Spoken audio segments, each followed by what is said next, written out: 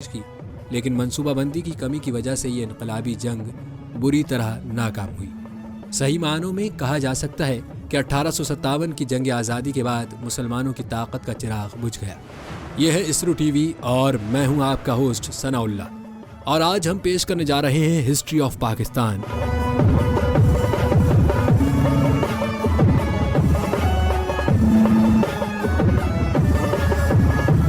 Series की episode number 1, करारदाद Pakistan से क़याम पाकिस्तान तक का सफ़र।